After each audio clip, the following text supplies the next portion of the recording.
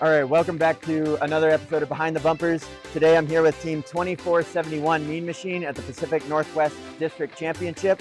We're going to go through their ball path, starting with their intake into their Dirotor and shooter. They're able to get a really impressive 15 balls per second out of this robot, and it's a really exciting robot to check out on this episode of Behind the Bumpers. All right, why don't we get started with your intake? So the intake is a rack and pinion over the bumper, two motor intake. It is powered by two X60s with a 3-to-1 ratio that sit on top of our crash bar. This is our crash bar, or a spare that we keep. These are the two X60s, power with a 3-to-1, like I said. The deploy is powered by one X44 per side. Again, it can deploy independently. Pretty much it. We were planning this year on having a powered bottom roller, but decided against it after seeing teams that were functioning like 254 that were going without it. And after a little bit of iteration, found that this was the best way of deploying. It is a slap down powered by the surgical tubing, which you can't quite see. Powered by surgical tubing that just springs it back as it comes over the bumper. Before we get to our next segment, we'd like to thank the following. As you're getting ready for the competition season, think AnyMark as your one-stop shop for all your team needs. AnyMark's Launcher in a Box is a configurable solution that so many teams are finding success with for the rebuilt season. Also available at anymark.com, the AMPD AnyMark Power Distribution Board that provides 24 40-amp independently fused output channels for safe, reliable power distribution. That's anymark.com. Kettering University's cutting-edge programs and their experiential co-op model seamlessly blend the professional and academic worlds, offering hands-on, feature-focused learning that empowers students to pursue new ideas and inspires other institutions to follow their lead. Don't just be ahead of the curve, create the curve. Get more information at kettering.edu/first. And onto the Dirotor.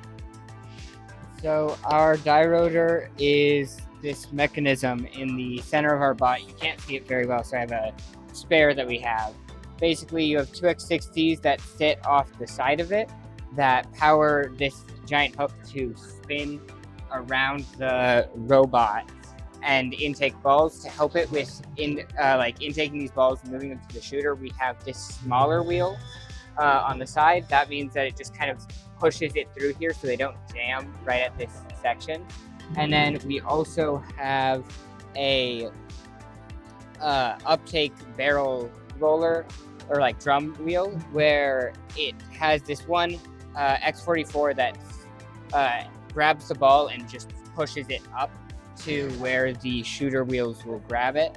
On the back of the Dirotor, we have this 3D print, which is a little ramp that just allows it to push the ball out of the basket that they sit in, so then we can agitate the hopper and keep the balls moving towards the back, holding more in the intake.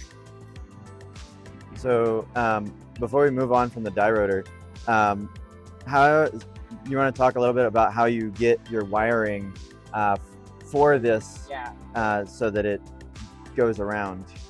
When it comes to doing our electrical up for the Spindexa, we use a slip ring.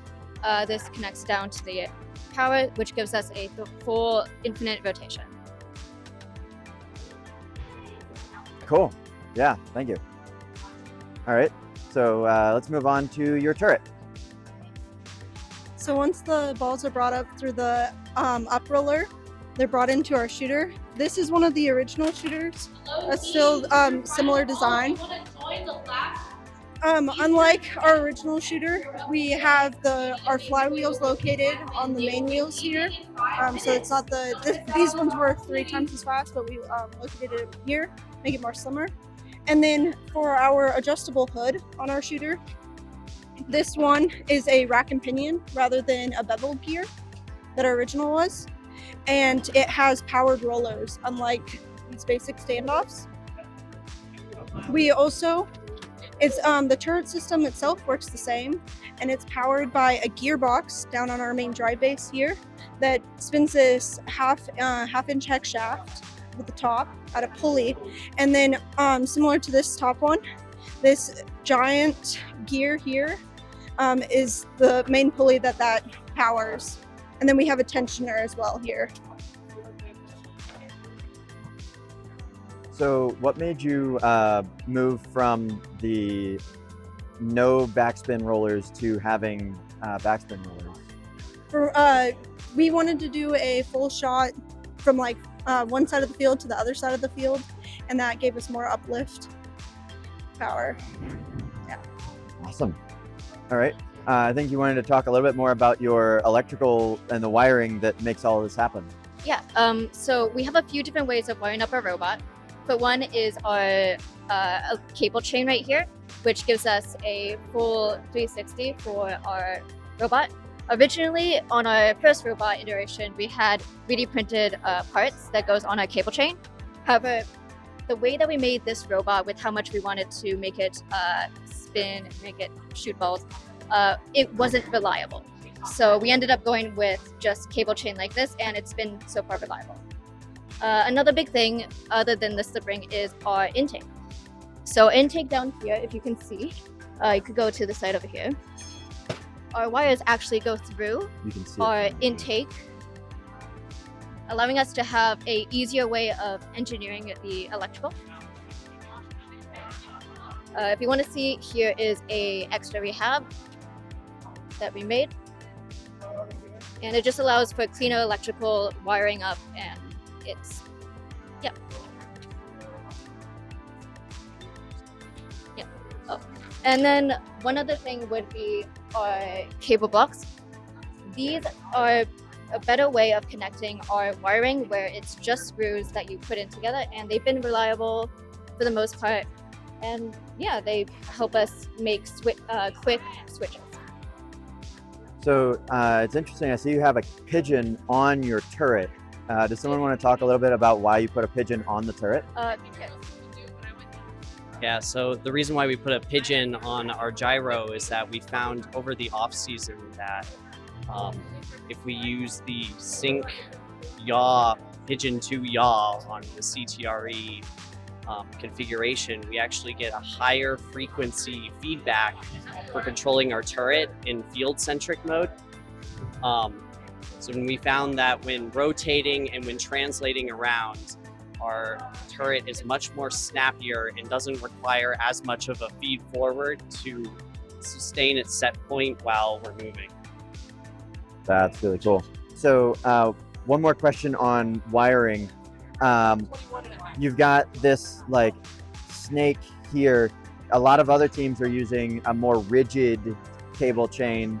How do you kind of manage this to keep it from just flopping around during the match? Well, to manage it, we have it under our top plate over here, which keeps it put together and flat along this. We have bungee cords that keep it in a specific orientation so that when this moves, the cable moves with it and stays under the top chain.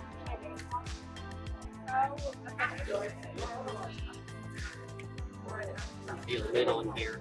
Yeah. That would actually prevent this. Yeah.